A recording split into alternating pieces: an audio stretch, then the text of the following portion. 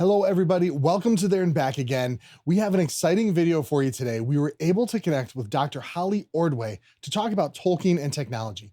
This is a topic she talks about in her book, Tolkien's Modern Reading. So pick it up in the description below. Other than just being a great person, Dr. Ordway is the Cardinal Francis George Professor of Faith and Culture at the Word on Fire Institute, visiting professor of apologetics at Houston Christian University. Her PhD is in English from University of Massachusetts Amherst. She's a subject editor for the Journal of Inkling Studies, and she's the author Out of of it. amazing books Um, such as mentioned Tolkien's Modern Reading and Tolkien's Faith, a spiritual biography. So don't forget to like the video and subscribe for our walkthrough of The Lord of the Rings, along with great videos like this interview with Dr. Ordway. Dr. Ordway, we'll start. Thank you so much for coming and joining. I'm so excited to get a chance to chat with you. Um, you're I would say prolific. Your work is prolific. There's, I don't know, so many articles. I have not read all of them.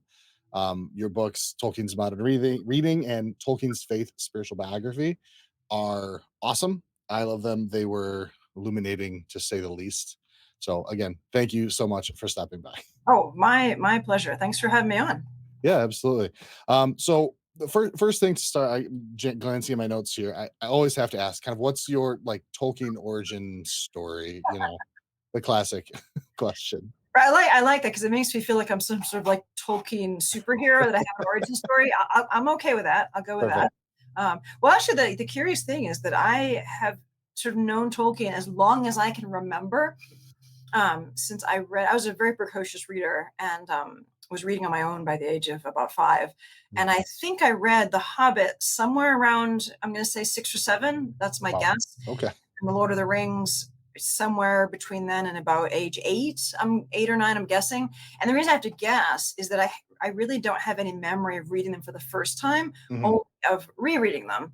Um, of like I can vaguely peg The Lord of the Rings because I remember that I love The Hobbit, and I was a little irritated that we didn't get just more Bilbo. And like, who's this Frodo guy? That was my first sort of vague recollection of Tolkien back when I was about, I don't know, age 8 or so, obviously long before the movies. So enjoying the books, just sort of part of my imaginative sort of furniture, as it were. Yeah. And then my next sort of big Tolkien moment was when I was about 14, and I came across a copy of this anthology called The Tolkien Reader. Mhm. I got a paperback copy for 25 cents at a flea market. Best bargain ever. Has like this weird sort of trippy hallucinogenic cover on it. I still have that copy. It's beat to pieces, but I still have it. And Awesome. that was really pivotal because it had his essay on fairy stories in it. Mhm. And that really rocked my world. Um, and one of the reasons was that this was really the first time I had encountered literary criticism as something sort of real and good. Mm. Um, because I was in high school literature classes and I knew all about Hunt the Symbol and all of that, and I loved reading, but didn't love doing that in English class because it seemed to me kind of sort of pointless and stupid. Like, Mm. how many symbols can I find in Macbeth? Like I feel like going through with a butterfly net and like kind of catching them and sticking pins in them and making them dead. What is this nonsense? Okay, you do it for the grade. I get an A, because I was an overachiever. But it didn't really mean a whole lot to me. And then I read on fairy stories, and here is this author that I loved. And I was just getting into that stage when I recognized that books have authors, because Mm. when you're younger, books just are books. They just Yeah. exist. Like, why is there this person's name on the cover? I don't know. So what matters is the Hobbit, not this Tolkien guy. So I'm just realizing, oh, he's an author and he has things to say about his books. And then he's talking about fantasy, a genre I loved. Mhm. He's talking about how it works, but he's talking about it not from the sort of pinning the bug to the card perspective, but from a perspective of, I love this. It's interesting. I want to know how it works. It's meaningful. And in talking about how it works, he understands, like I would understand better why it's interesting. And Mm. I didn't grasp the significance of that moment at the time. But looking back, all these decades, I can see that that was an aha moment that would eventually bring me to the books that I've written about Tolkien, which are trying to do literary criticism in that Mhm. way. the Yeah. way that's appreciative, the way that's um, that that brings out meaning rather than sort of squelches it. And that was modeled for me by Tolkien in On Fairy Stories. And that, I mean, at the time, it didn't have an immediate impact because when I was 14, I was planning to be a veterinarian. Mm. Wasn't being an English professor wasn't on my radar, um, but it did have its effect in due time. And then the other thing, just more briefly, that was significant about On Fairy Stories is that the epilogue, where he talks about eucatastrophe, uh, Mm.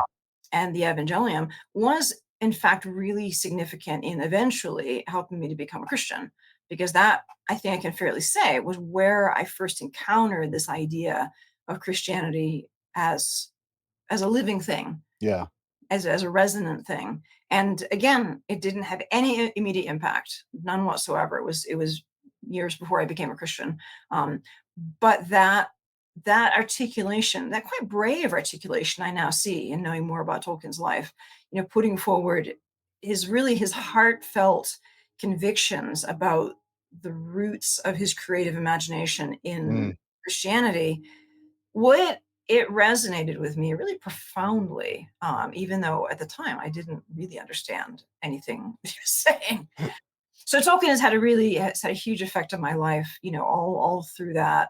And then I ended up did my PhD in English literature, centered it in fantasy. Tolkien was a big part of that, and then that, 10 years later, gave me the starting point to inquire into Tolkien's modern reading. Mhm. Took me 10 years to write, and then here we go. So it's a long origin story. Yeah. I love that's a really cool one. I don't often hear yeah, watch other YouTube channels and they ask people that same thing, and I don't often hear fairy stories brought up so early. And, like, it's not never the third thing they read. It's always, I'm reading this and I've tried the Silmarillion and I put it down and then, this, and then I discover this, which, that's kind of mine, but I love that on Fairy Stories was so early and instrumental in, like, in the love of Tolkien and, like, following that. That's so cool. And also, I mean, that had the effect also of making me aware relatively early on that he Mm. had written other things than The Hobbit and Lord of the Rings, because my copy had Tree and Leaf in it. Um, Oh, okay. and I think it had, I think, the something else in there as well. I forget what. But it sort of it gave me, I think, a sense of Tolkien as a wider creative mind. Mm. Again, early on, when I didn't realize that this was going to be significant to my life's work. Um, but it was there. It was in the leaf mold, as Tolkien would say. Yeah, the leaf mold, which is a wonderful segue into talking about a little bit Tolkien's modern reading. I'm sure you did that on purpose. Uh, so I have a, like, very short story. The idea of reaching out to you and chatting with you was it, it it it was I read the books, they were great, and then I was listening to the Prancing Pony podcast, and they did their Barliman's mailbag at the end, and the question was, how do they think Tolkien feels about AI? Mhm. And I mean, it's entertainment and everything, and they're talking, but essentially they were just like, oh, he would have hated it. There's no way he would have hated it, all this stuff. And he might have hated it. I hated it times two. I hate it all the time. Fair enough. And totally. And in all seriousness, I'm not joking. I think Yeah. it's horrific, and I do think Mm. that Tolkien would have hated it as a Yeah. corruption of the creative impulse. And Mm. as someone who fought for years to get royalties from the pirated Ace editions of his work, Yeah. Oh, true. Tolkien would have been very sensitive to the fact that Yeah. AI is a massive theft of intellectual property. I mean, Oh, it wow. because Yeah. AI functions because it just Mm. scrapes material, scans books, and scrapes material off the internet to make these vast databases to do, essentially just Yeah. predictive text, very Yeah. sophisticated predictive text. But the companies are not licensing it. They are No. deliberately saying, we can't pay for this. We're not going to pay for this. And what it is it's a massive violation of intellectual property. It's theft, stealing people's work Mm. to create these answers that then people look at instead of going and reading people's work. It's incredibly unethical. It's a huge it's theft. And just because we don't see the individual bits as stolen doesn't make it any Yeah. less theft, you Yeah. know. So I think especially for Tolkien, who again went for years trying to get the pirated Ace editions to do the right thing and and actually pay royalties and acknowledge he's the author, and eventually did achieve that. Yeah. Yeah. So I think that is a real issue that is under appreciated with AI. These answers don't come out of nowhere. They are Right. using Right.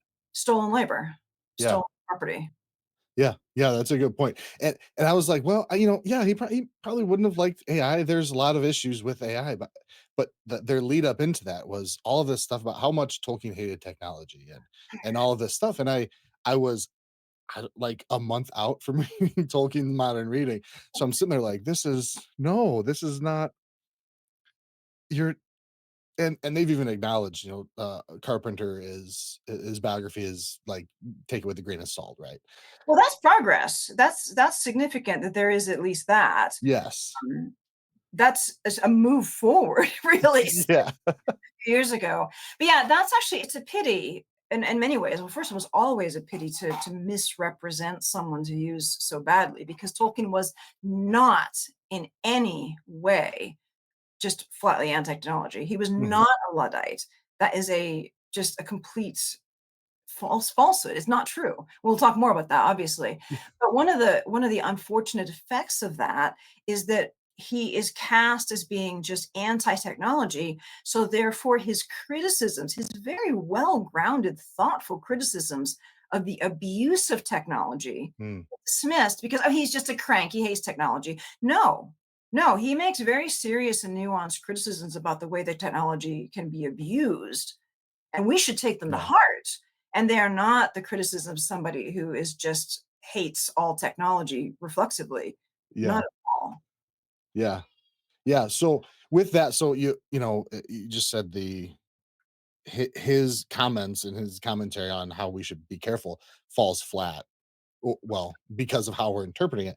So how let's say so like for example like Isengard, right? And Saruman and him changing mind of metal and wheels and all of this stuff. So in the like the view of Tolkien as if not a technophile, at least somebody who enjoyed, used technology, was not a Luddite. How can we read and kind of I don't know, interpret's maybe the wrong word, but how can we read and interpret that like kind of yeah, that the Isengard Saruman quandary differently?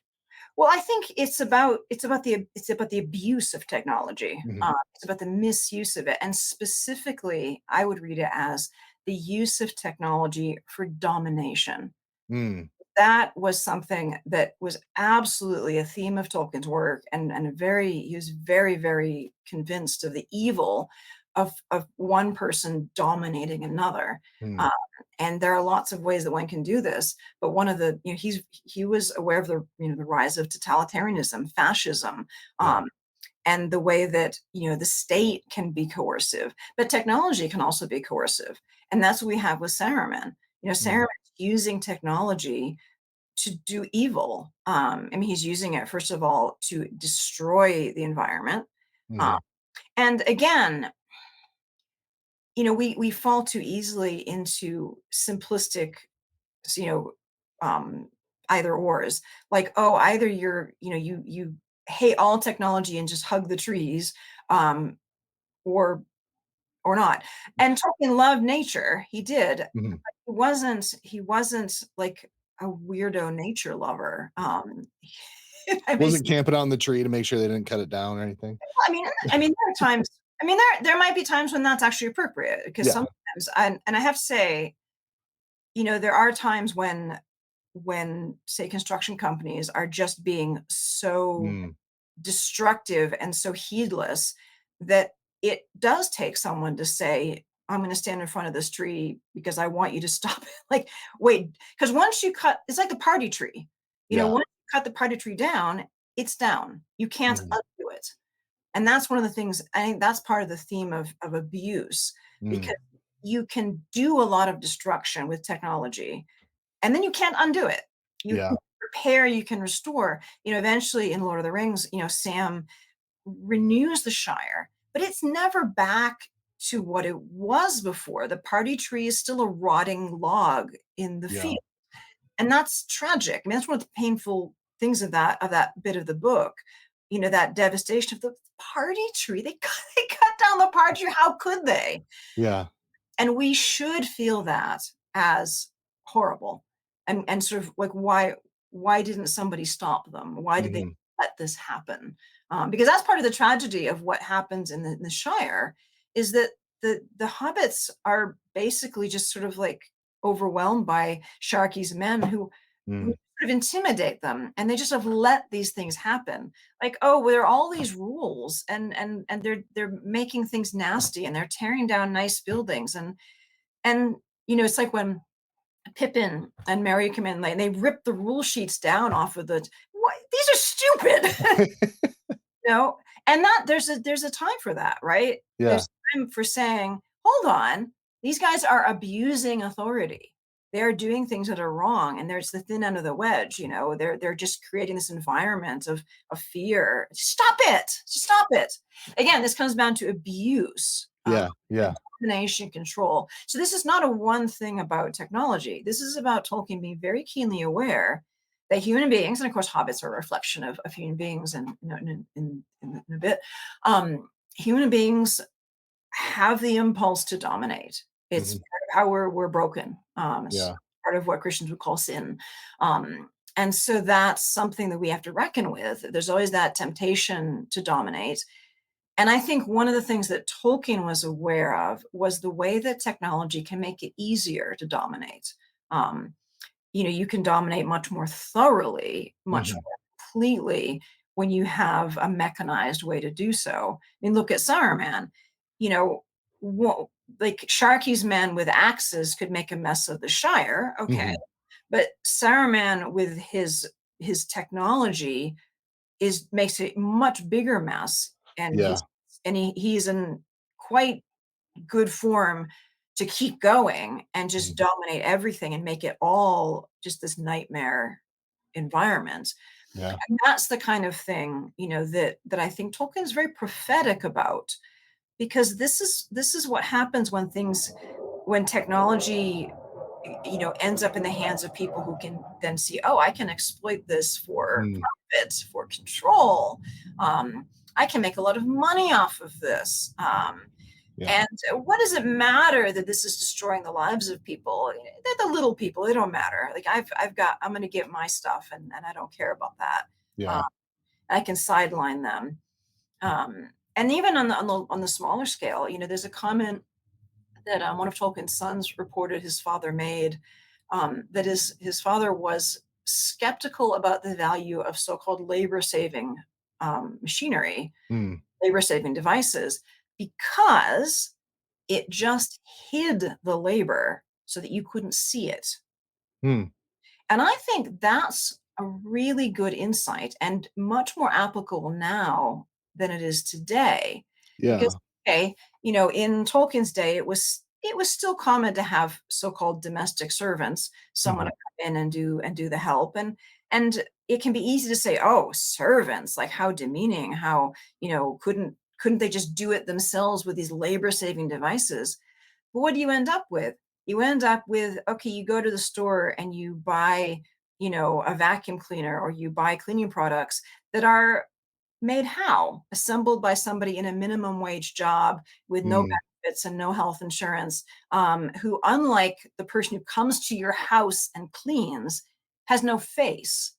You don't see Yeah. the person who's assembling vacuum cleaner components. Yeah. See the person who's, bottling cleaning fluid. They're hidden, and so it's much easier to exploit them, Yeah. Yeah. or allow them to be exploited. And I think that's Tolkien again. He nails it. It's like, it's not that labor saving devices are bad in themselves, but they can allow us to forget the person who's doing it, and Mm. maybe press and exploit them. Wow. Yeah. I never thought about it that way. I never like keyed in on that line about the labor saving. That's wow. Okay, yeah. Sorry, I just recovering from that. I've never quite thought about it that way. And so, it helps to know this is his critique, and to put it in context, I think it's helpful to look at where Tolkien, he was willing to use technology. I Mm, think it's helpful context to sort of see the positive case. He yeah. wasn't just being pessimistic and negative. I mean, for instance, he was, I mean, maybe pessimistic about by temperament, but hey, that's okay. Sure. But he was, if I may say so, a bit of a typewriter nerd. He had all these typewriters. He had like at one point three different typewriters, and he had special like key sets that you could put in to Oh, change wow. philological symbols because there's all these little symbols for philology that you need to have that aren't Oh, okay. free. And he was just he was a nerd about it. He wrote a letter. It's not a published letter, but I've read it in the British Library, where he kind of enthuses for a whole paragraph about his typewriters, and he just obviously thinks this is really cool. That's awesome. And he has a portable one, and I mean, and okay, typewriters are now very retro; they're antique, but that was cutting edge technology of the day. Yeah. And he also was an early adopter of the ballpoint pen. Again, so ordinary, but it was invented in what I think the 50s in America. Oh, And wow. he's an early adopter. And again, in this letter, he makes comments about how yes, Bics are the best ones; they write the best. He has views about ballpoint pens. He's it's kind of cute how he's nerdy about this. Yeah. Um, and he's using ballpoint pen to do his art. There's some of the Mm, artwork I've seen it, in the Bodleian exhibit where he's actually doing artwork with multiple colors of ballpoint pen. hmm. That's using Wow. the latest technology. This is a Yeah. man who grew up in dip pens. His friend C.S. Lewis used a dip pen his entire life, refused to Oh, use even a typewriter, let alone a ballpoint pen. that's crazy. So Tolkien's using this new technology for his art.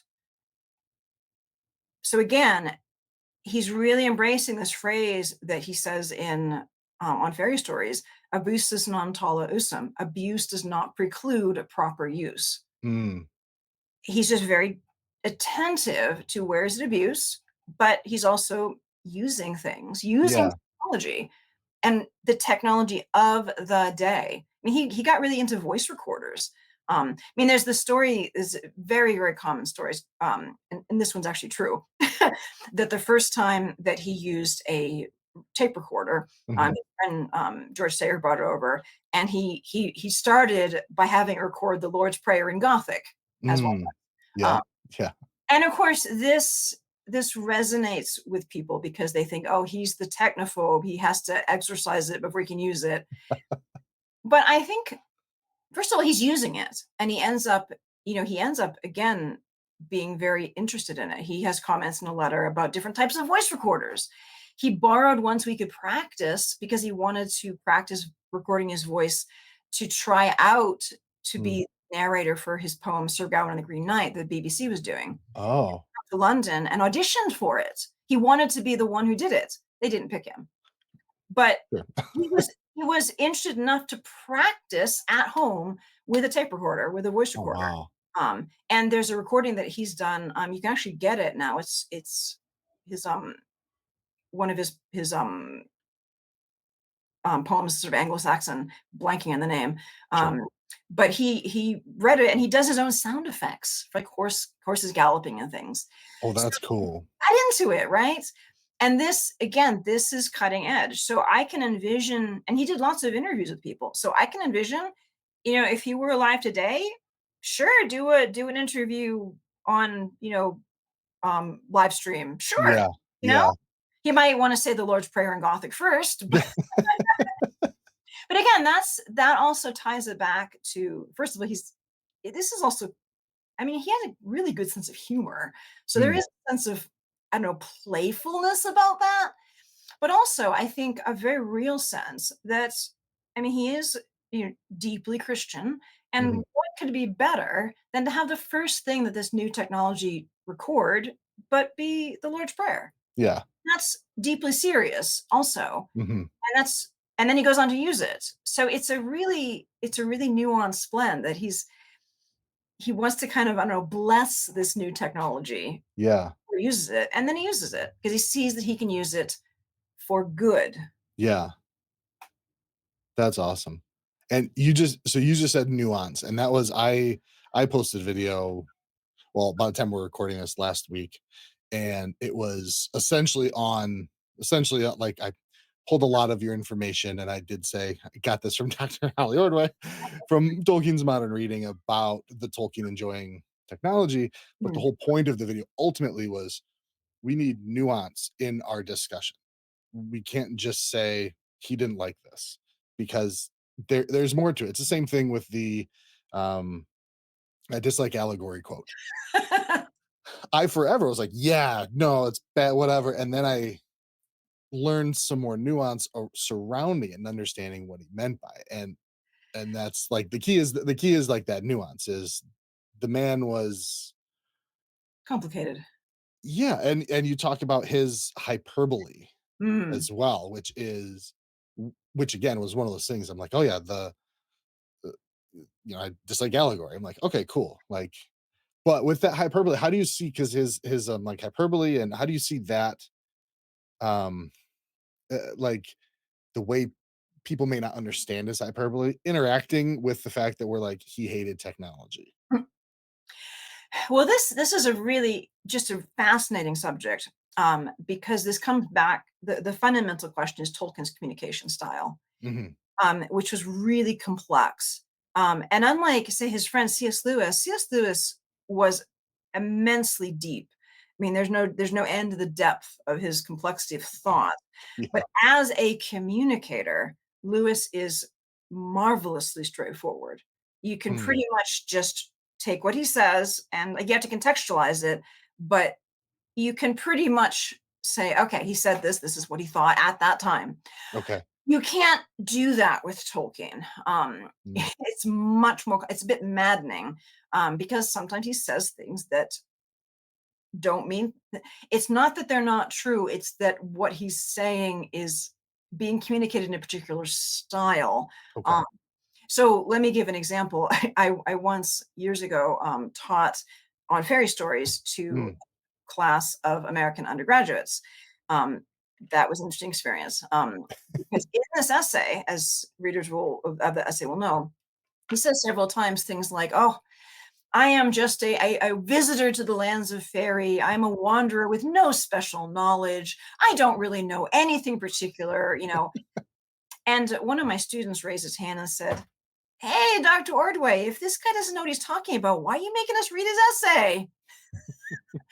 And of course, Mm. the point that I understood intuitively, that I then had to try to explain to my students, is that he is using in that essay the very English rhetorical strategy, Mm. what I would now be able to I label as mirror talk. He's saying the opposite of what he means, knowing that his audience, his original audience, will understand him. Oh yeah. When he says, "Oh, I'm just a mere wanderer. I don't have any special authority," what he actually means is, "Hey, listen up. I am about to tell you everything you need to know about fairy stories, so get with the program."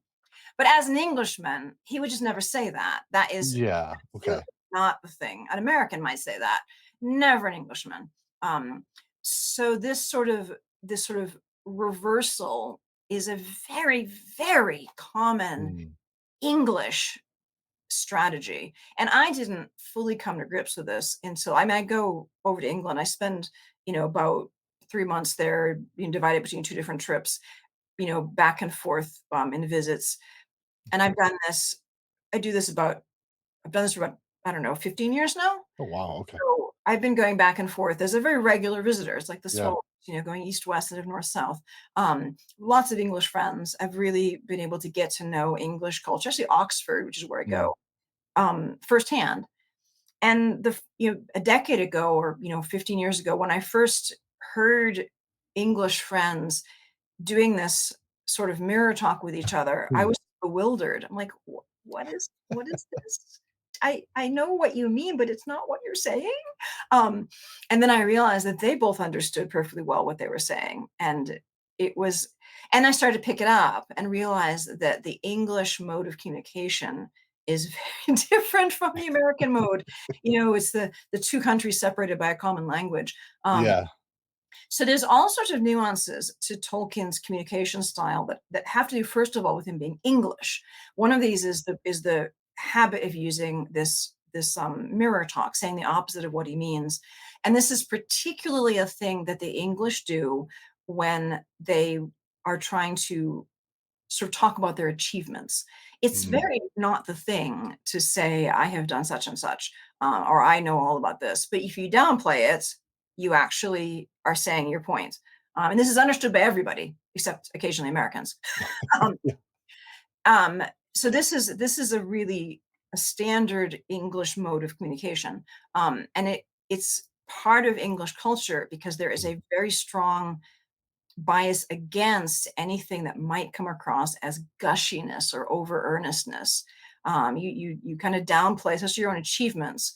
But really, anything that's important to you, there's a tendency to just sort of downplay it. So, I mean, there's a very common saying that often the highest praise an Englishman will use is, "It's not bad." This is true. This is true. Yeah, it's not bad. Yeah, this is great. Mm. So that's part of Tolkien's makeup. But then there's the curious thing that Tolkien himself, so you got the English cultural background, but Yeah. then everybody has their own personalities, right? It's not like English people are just like cookie cutters of each other, by That's no right. means. Um, Tolkien's personality included a lot of playfulness. He was very playful. He could even be mischievous, and he could use this deadpan mirror talk Hmm. to play tricks on people. And would do so sometimes. There's a great story I tell in Tolkien's Faith about this, but anyway, I'll leave that with Louis Bouillet. But then Tolkien also had the personal communicative habit of hyperbole. He would just kind of go over the top about things. Mm. And his friends all knew this. One of them said that he had the habit of the rhetorical superlative. He would just go over the top. Um, but the curious thing is that he was most likely to be hyperbolic about things that were less important, Mm. most understated about the things that are personally significant because of the English quality of reticence and sort of keeping things. Yeah. And he'll be hyperbolic about whatever topic he's talking about. But so this is something I discerned this over years. I worked in Tolkien's modern reading for 10 years. Mm. Really kind of got into his head in a sense, reading I think I read every interview he ever gave, reading all of his things that have not been republished, all of his letters, unpublished letters that I could get my hands on, looking at what his friends, his students, his family, if somebody met him in the street and had 5 minutes conversation, I tried to find out about it and read their recollections, and really getting a sense of this very complex and dynamic communication style, Mm. where especially like with the public, he is the Tolkien scholar John Garth put it very well. He said he kept his cards close to his chest. Mm. Poker player. He didn't tend to reveal what was personally very significant to him, or if he did it in a very understated way. He would say very, very openly and directly that he was a Catholic, that he believed in God, but Mhm. he never talked about like his personal prayer life or what Mm. it meant to him personally, Yeah. precisely because it was so important. And Hmm. that's the paradox. Because it was so important, Yeah. he would say the basic facts about it very freely, but he didn't share his personal feelings about it. No. That's what you only get, in private letters or recollection of people who knew him well, because that's more personal. That's not for the outside. But Yeah. then he would be hyperbolic about, you know, anything that just caught attention. If he got annoyed about something, as he would frequently do, he would just blow his top and just calm down right away. Like there's a recollection of his secretary late in life, that he got annoyed about some cover art, and he started just like really getting upset. And she's like, "What did I do?" And he said, "Oh," and they immediately stopped. He said, "Oh, I'm sorry, my dear. No, it's fine. I'm not mad at you. again, and this is the hyperbole. He wasn't really upset. He was just a bit annoyed, and boom, he goes off with this Yeah. hyperbolic denunciation of things. And we see this in the recollections of his interactions with his Inklings friends, that they Mm. were, George Sayer recalls that he observed conversations where Tolkien would be like, very serious and almost like savage in his criticisms, and the next minute laughing and genial. Like it was just part of the playfulness of all of this. And the hyperbole also comes in. It's what I would call a strategic use of hyperbole. Okay.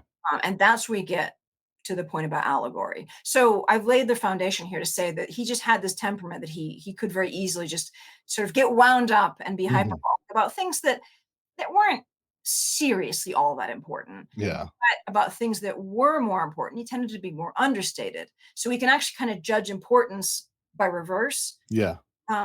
If he's just being straightforward and understated, ooh, he's probably speaking from his heart. So when we look at what he says about allegory, sort of paraphrasing from memory, I detest allegory and have always done so since I was old enough first to notice it.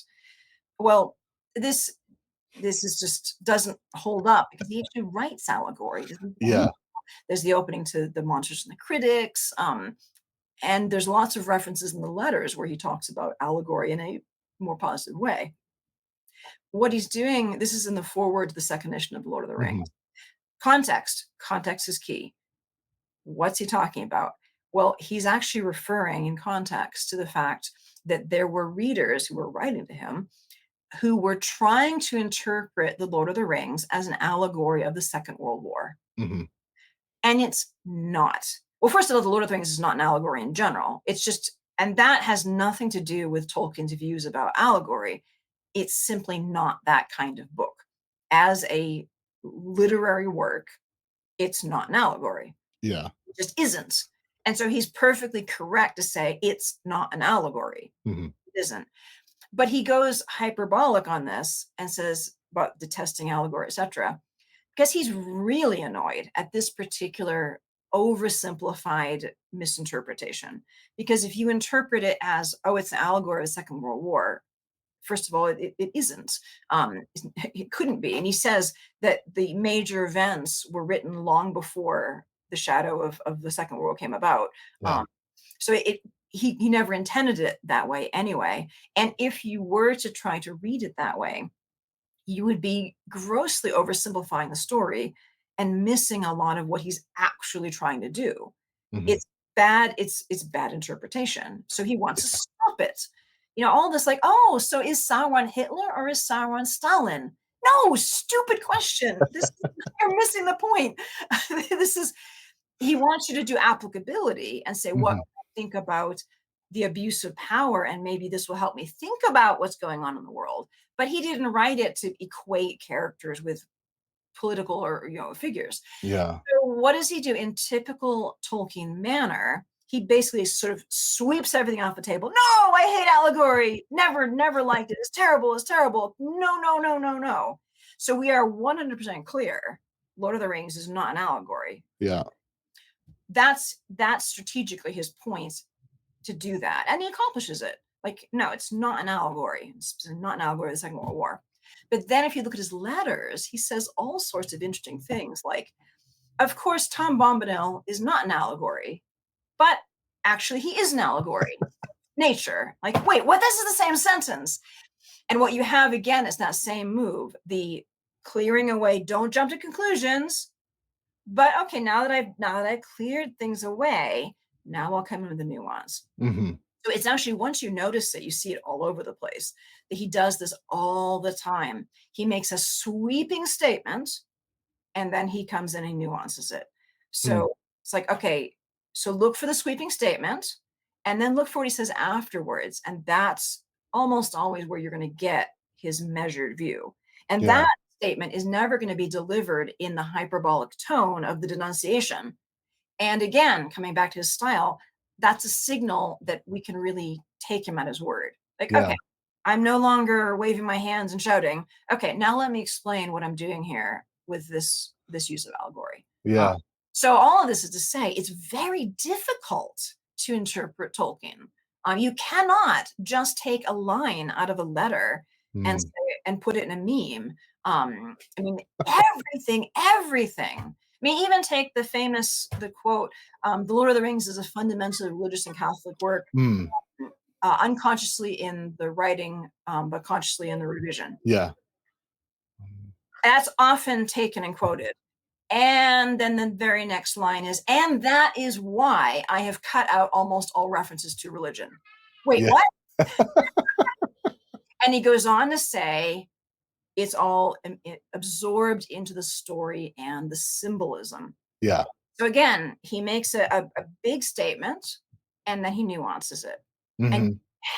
you cannot just take the big statement and run with it. And too many people, including scholars, have done that.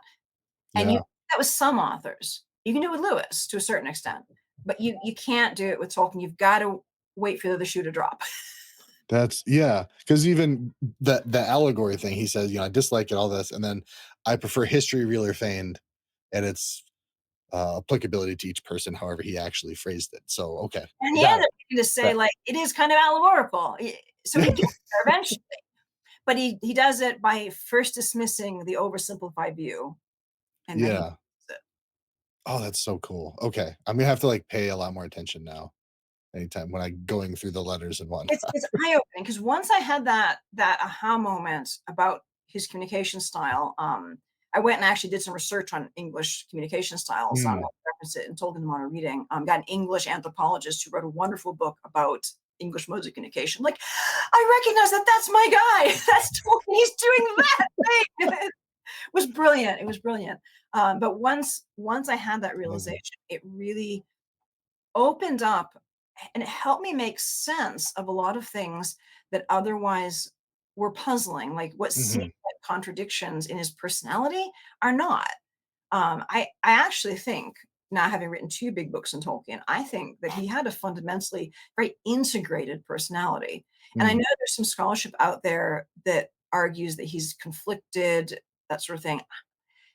I don't think so. That's not hmm, my assessment from my work on Tolkien over the last 15 years. yeah, I think his communication style is baffling to Americans and can lead you to misunderstand him as being conflicted. But I don't think he is himself fundamentally conflicted. I think he hmm, is very integrated, but he has a way of expressing himself that is sometimes difficult for Americans to understand. yeah. Oh, man, that's awesome. So, going backwards just a little bit, why did you write Tolkien's modern reading? Why even did you like, what well, like, what set you off? I feel like there's something where you're like, "You know what? No, I'm okay, I'm going on this journey." Well, it was kind of like, those pictures of an avalanche where there's first like the little pebbles and the little pebbles and then a couple more pebbles and then all of a sudden, vroom. Yeah. Good image for my work on this book, which I did not expect it to come out Your as it did. bibliography is like 40 pages, I feel like. It's massive. Yeah, yes, it is. So what happened is I had mentioned that I had done my PhD in English literature, Mhm, got a PhD in 2001, and then I was teaching, and I wasn't directly working on Tolkien. I actually was working on Charles Williams. I okay. was a Charles Williams scholar for a while until I realized that I don't actually like Charles Williams very much. I would just rather work on Tolkien. Um, and and originally, the kind of amusing thing is that originally, I had always, when I started to get into Inkling scholarship, I wanted to work on Tolkien, but I thought to myself, "Oh, there's no space for me. There's Hmm. nothing. There's no questions for you to answer. It's all been done." This is what I Oh, thought at the time. I'll do Williams because nobody's written on Williams, and then I'm like, yeah. I don't like Williams. So I said, well, I would rather be just a small fish in the Tolkien pond, and just do a little nibble here and a little nibble there than be in this murky, algae filled thing that's Charles Williams. Yeah. Um, so I started thinking about Tolkien again, and I had done my research on the modern fantasy. My dissertation was the history of the modern fantasy novel, Okay. centered on Tolkien, and looking at what came after Tolkien and what came before him in terms of kind of subgenres of fantasy. Okay. And a lot of it was about Tolkien's influence on the genre, but I also was looking at what came before him to kind of trace the different streams. Mm, So I started with late Victorian fantasy, George MacDonald, and so I knew that Tolkien had read some of that, but I started wondering, like, okay, if I want to go more upstream, you, I've thought a lot about how Tolkien influenced other people, but mhm, and about these early fantasists. But I wonder if Tolkien had ever read any of them. Like, I knew he'd read George MacDonald. mm, What about some of the others?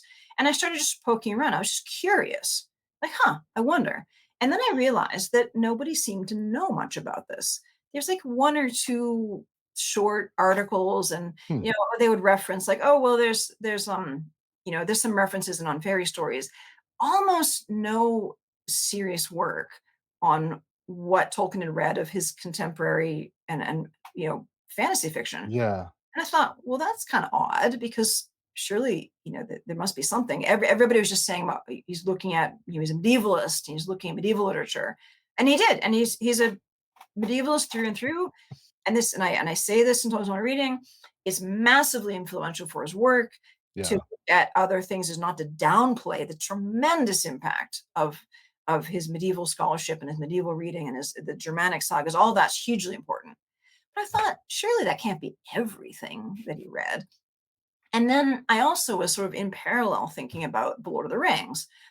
And again, I had done my dissertation sort of centered on that. And I knew that The Lord of the Rings is a very different book than its predecessors.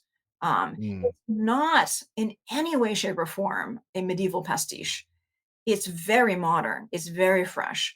And I knew that really firsthand because William Morris, who was one of the ones I knew Tolkien had read, mhm, William Morris almost totally out of print today, and for good reason. He's basically unreadable. I've read almost all of his fantasy books out of academic duty to do the work on Tolkien, and it's just like, come on, it's so over the top, archaic, and mannered. mm, It's a pastiche, and it is so different from The Lord of the Rings. People talk about Tolkien, being mm, archaic. They don't know what they're talking about. He uses thee and thou, and he on occasion, but you look at Morris, and Morris is every sentence is, absolutely archaic to the max. mm, It's like night and day. And I huh, started to realize this is different. The Lord of the Rings has a modern feel. And then I started thinking, yeah, and it's so popular. I mean, people bring Lord of the Rings like on vacation. Like, who reads Beowulf at the beach? I mean, some people would do that. Yeah, I mean, there are those of us who, are that nerdy. I will include myself in that. But this is rare. Tolkien did not get an international readership through generations by mm, being purely medieval. yeah, I had these two questions, and I didn't at first know that they were connected. But the questions were, what had Tolkien read of his own contemporary fantasy? And how is it that The Lord of the Rings is so modern in its tone? And so I thought, oh, let me find out. I thought I might write an article like for the Journal of Inkling Studies. sure. That's just a small thing. Just a small thing. And then I started getting really interested because just what he'd read of early fantasy, I started tracking out like his letters, just basic letters on fairy stories. There's actually quite a few titles. Hmm, And then I started thinking, well, if he's reading people like Lord Dunsany and other and Edison and other contemporary writers of fantasy, I mean, was he reading other just modern writers? Let me find out. mm, No one writing about that. Like, everyone is just taking Humphrey Carpenter at face value when Carpenter says he read no modern fiction, he read little modern fiction, took no serious notice of it. Yeah. People just would quote that and move on. But yeah, I said to myself, well, let's find out. Well, maybe he didn't read much, but let me find out what he did. And so I just kept digging and digging. And because my mode of research is I look at original sources, mhm, I go back to the data. It so many of the secondary sources would mention a book and say, oh, Tolkien probably read that. Well, probably is not good enough. Did he or did he not? That's the yeah, question.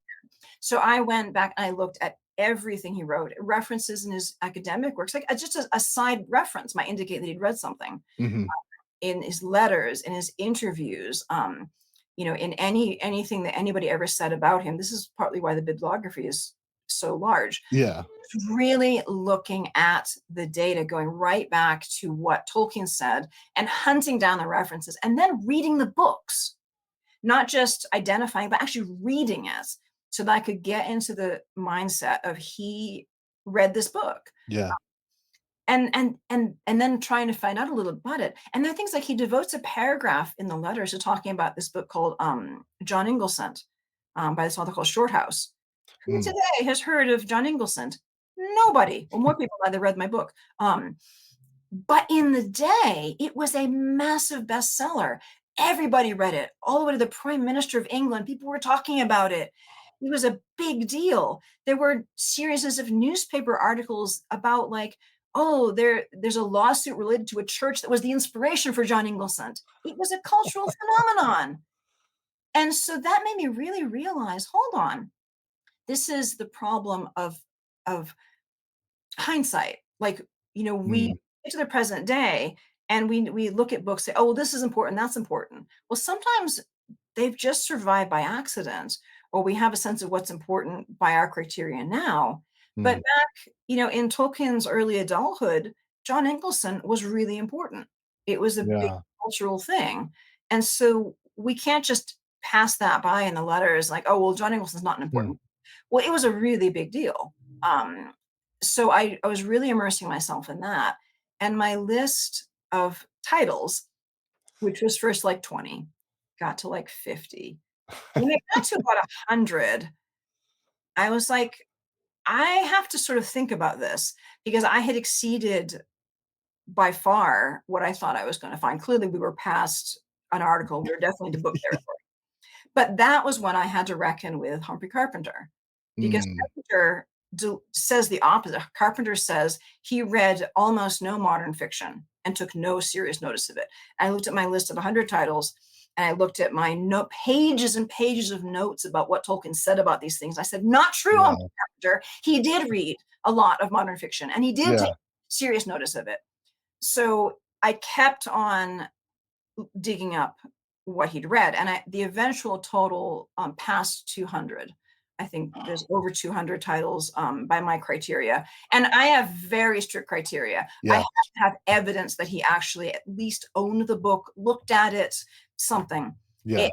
There is never do I just say he probably. Probably is not a word in my vocabulary. Yep. This is books we have evidence that he knew these books. Yeah. And my cutoff is 1850 for modern because I had to pick Okay. someday. Yeah. And there's lots, and it was tantalizing because he also read a lot before then. He loved Jonathan Swift. Who knew, right? That's an article. Somebody should write the article. Anyway, so I had this growing list that just showed me the data indicates Humphrey Carpenter is mistaken. Mm. Then I had to say, what's going on? And that literally added about 3 years to my research because I had to come to grips with this. And it came to grips with, first of all, by looking at Humphrey Carpenter and his approach to writing biography. What Yeah. did Carpenter himself say about it? And I quote a lot of that in Mhm. my reading.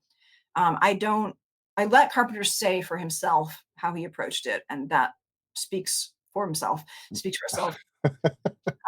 And looking at the way he came to write this biography, but then also getting into why have we so misunderstood this? Mm. Uh, why did Carpenter's flawed and misleading presentation of Tolkien as anti-modern take root? And partly that has to do with just the circumstances of there not being competing biographies. Yeah. Alas, the Tolkien family did not do him a favor in being so squelching other biographies. Yeah. So this circles back to our discussion about communication styles. It comes back to the fact that Tolkien is not always easy to understand. Mm. People have, I think, gotten in the habit of kind of glossing over his letters and not always really stopping and saying, well, what does he actually mean by that slightly obscure remark? Uh, Yeah. and they've too often taken one or two remarks at face value Mhm. and not looking at the context in which he said it and assuming that this applies to everything. So Tolkien himself, his own communication style hindered people's understanding of his reading. So Yeah. So all of this, these multiple factors ended up being part of my research and ended up forming really the last chapter of Tolkien's modern reading. Yeah. Yeah. Awesome. It was That really interesting. that's yeah, that's such a crazy, like, journey, and you're like, "Oh, just a little article, maybe a page or 2, and then I don't 400, whatever it is." And Yeah, it's a great read. I it was thank you for writing it, first of all. It's so much good information, but I want to, as some say, give you your flowers on it as well from, I mean, a layperson, but it's it's such an easy read. There's lots of information, good information, and but it's not dense in terms of writing style, which really is great thank you. hope to hear that because that is deliberate and that is the result of much labor. um, this is intentional and it didn't happen by accident. Good. And this kind of circles back to that early impression that On Fairy Stories had on me. Mm, This is an essay that is incredibly learned, but it also I could read it at 14 years old and get a lot out of yeah, it. yeah. Um, and then, It's probably 20 for everybody else, but, it's fine. well, I'm not saying how much I got out of it at 14, but I could get a fair bit out of it. Yeah. And then, as an academic, I've been greatly influenced by the work of my friend and colleague Michael Ward, whose book Planet Narnia on the Mm. Chronicle of Narnia is brilliant, absolutely a must read for anybody who wants to understand C.S. Lewis. Planet Narnia? Planet Narnia. I have to jot this down now because I don't know this one. Oh yes, Planet Narnia, The Seven Heavens, and the Imagination of C.S. Lewis. Um, and there's a little comment in Tolkien's modern reading that Michael gave me permission to quote, where he admits that in Planet Narnia he did make the mistake of repeating Carpenter's claim that Tolkien read very little Okay. literature. Wow. But Michael is a great man and had no problem saying, "I was mistaken. I took Carpenter's word. I was mistaken." That's the only thing. But it's a great book. It's a great book. Tremendously learned, absolutely brilliant. Will revolutionize your understanding of the Narnia Chronicles. Wow. It's also written in a very just beautiful way. It's accessible. It's written to be read, to be enjoyed by regular people. Mhm. And that was a great example to me. Like, this is the kind of thing I want to do because I think too many scholars write just for a little clique of other scholars and Mm. kind of an in group language. Well, no, I want people to understand and appreciate Tolkien. This is my work to help Yeah. you with that. So I do all the work to do the research, but then I need to present it in a way that's going to be understandable. And that's something I labored a great deal in Tolkien's My Ring, also in Tolkien's Faith. So it's really pleasing to hear that that came out. And so, for instance, a couple of the features of the book that I did on that for that reason, you'll notice has footnotes and endnotes. Mm. The footnotes are for the things you might want to know about as you're reading, little tidbits. Uh, but all the really nerdy stuff is in the back. Mostly it's citations. There's a few little Easter eggs for the attentive. So you're not distracted by it. You can just read. And then I've got Literally read it now. and then I have the concluding sections at the end. So you can Mhm. read, because there's a lot of information. Yeah. But I'm saying a bit about this because I think this is something that more academics should aspire towards. And as a Mm. teacher of writing, I try to help people do that. It's harder to write in a clear way, but it's worth doing. So I hope that if this didn't happen by accident, I hope it will encourage people to, go and do likewise. Yeah, absolutely. Yes, everybody, but go buy the book. It's great. I don't know what else to say. Um, Holly, thank you so much. I want to be mindful of your time. But again, thank you. Maybe one day I can wrangle you in for a conversation specifically on Tolkien's faith on Oh yeah. that book because that's amazing. But again, want to be respectful of your time. Thank you so much, and I'm sure we'll talk later. All right. Thanks. Been a pleasure.